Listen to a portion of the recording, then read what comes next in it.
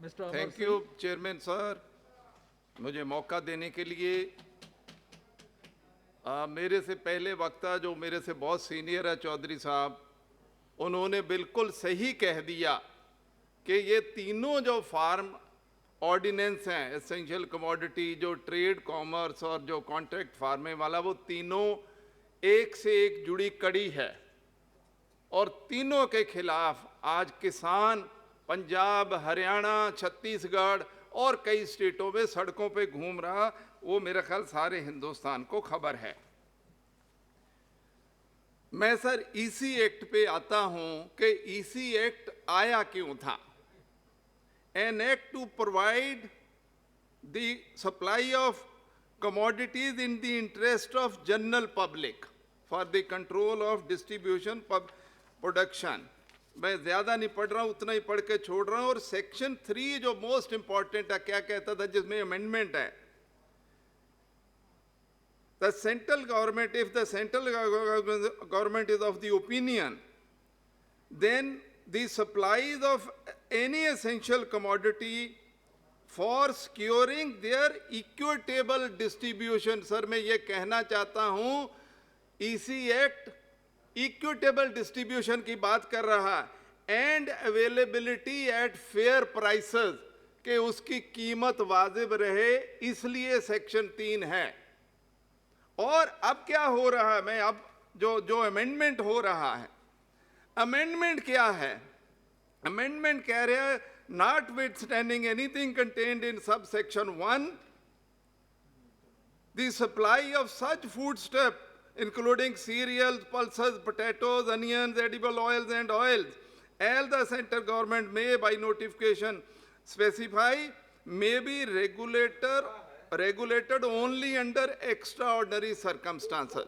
अब extraordinary circumstances कर दे गए हैं, which may include war, famine, extraordinary price rise or natural calamity of really grave nature. Not only that sir, उस पे रुक नहीं रहा है, ये अमेंडमेंट उस पे रुक जाती, नहीं रुक रही।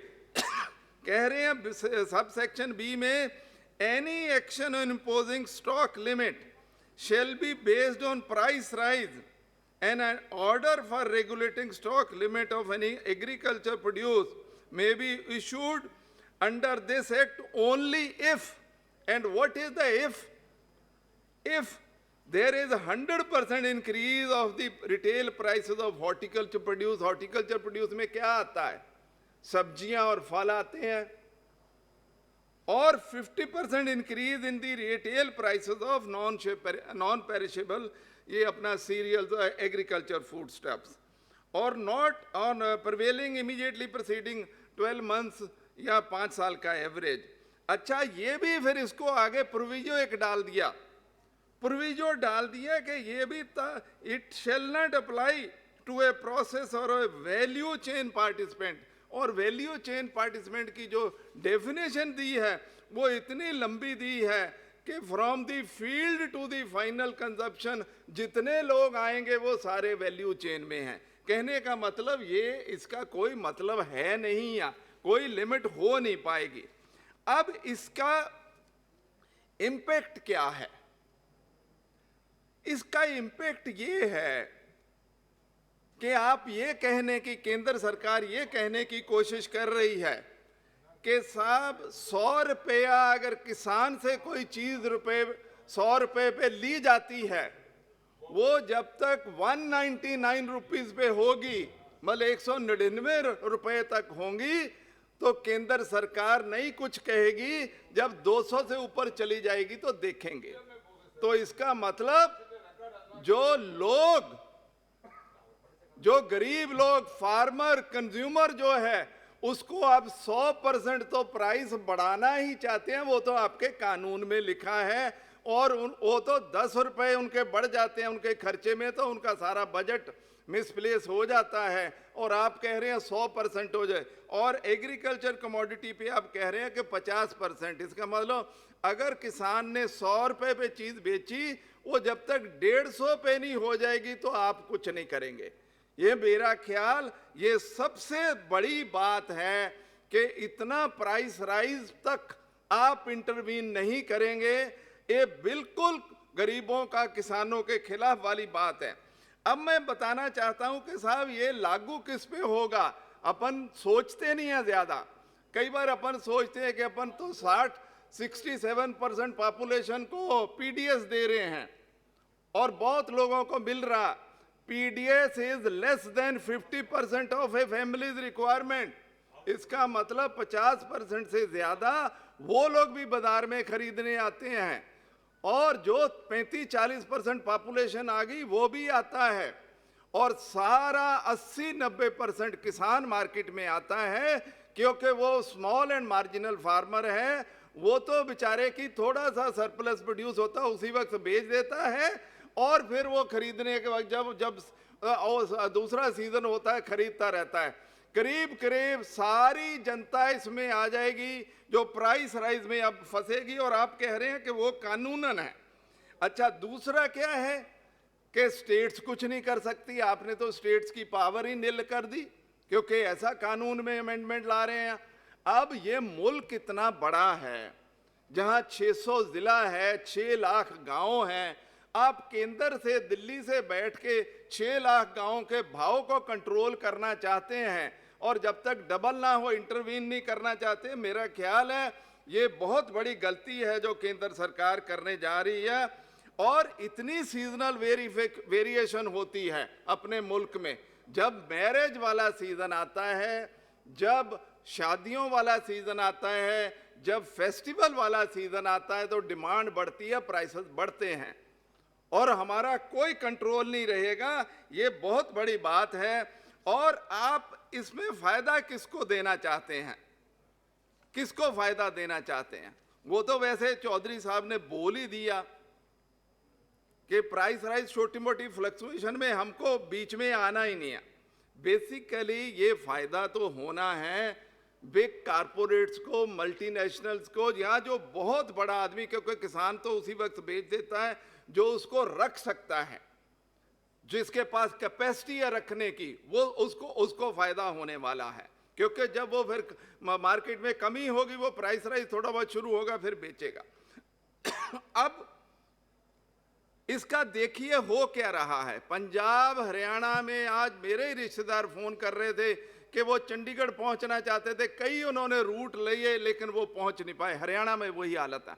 किसान क्यों सड़कों पे है? मैं केंद्र सरकार से पूछना चाहता हूं। पंजाब गवर्नमेंट ने और सारी पॉलिटिकल पार्टियों ने रेजोल्यूशन पास किया, और फिर विधानसभा में इन तीनों ऑर्डिनेंस के खिलाफ और इलेक्ट्रिसिटी एक्ट के खिलाफ किया। हमारे दोस्त पार्टी जिनके प्रधान आज यहाँ बैठे हैं, वो उसमें एब्सेंट हो गए, और मैं उम्मीद करता हूं कि आज वो इस एक्ट के और फार्मर्स ऑर्डिनेंसेस के खिलाफ बोलेंगे। लेकिन सारी विधानसभा ने बिल्कुल उसका विरोध किया और ये कहा कि ये किसानों के हितों के खिलाफ है। अब सवाल ये उठता है कि आप कर क्यों रहे हो?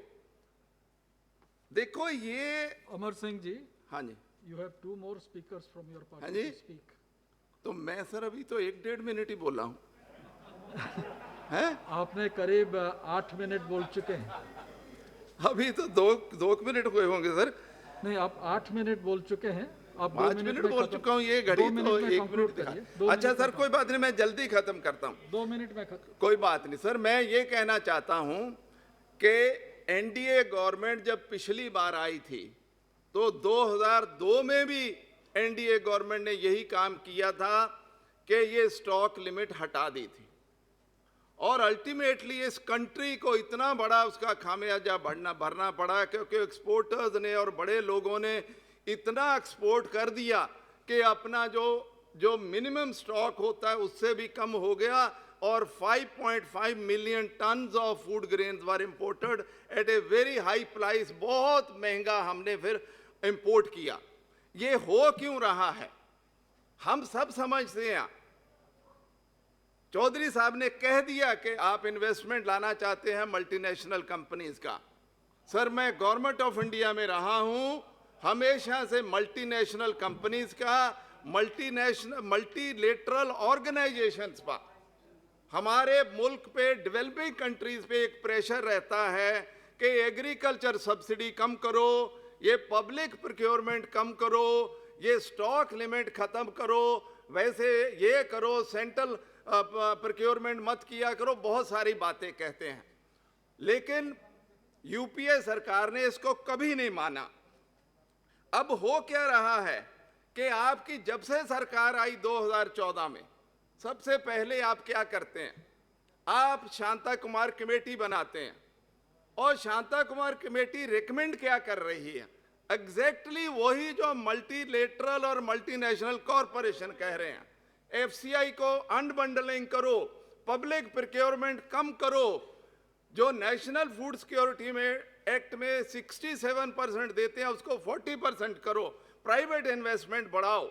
और उतना ही नहीं, उसके बाद आप 2018 में एक नई और स्कीम लाना चाहते हैं, लाए आप, मैं मंत्री जी से उस पर सवाब चाहूंगा, एक पीएम आशा करके स्कीम लेके आए 2018 में। मिनट खत्म हो गए। पीएम आशा में 3 सब स्कीम है, और वो सारी की सारी यही थी कि इसको खत्म करना है, प्राइवेट इन्वेस्टमेंट लानी है। मैं सर बेनती करना चाहता हूं कि कांग्रेस पार्टी इस ऑर्डिनेंस के, इस एक्ट के और दूसरों के भी बहुत खिलाफ है। ये लोगों के खिलाफ है, ये गरीबों के खिलाफ है। हम इसको बिल्कुल इसका विरोध करेंगे। ये सरकार बिल्कुल गरीबों के खिलाफ है।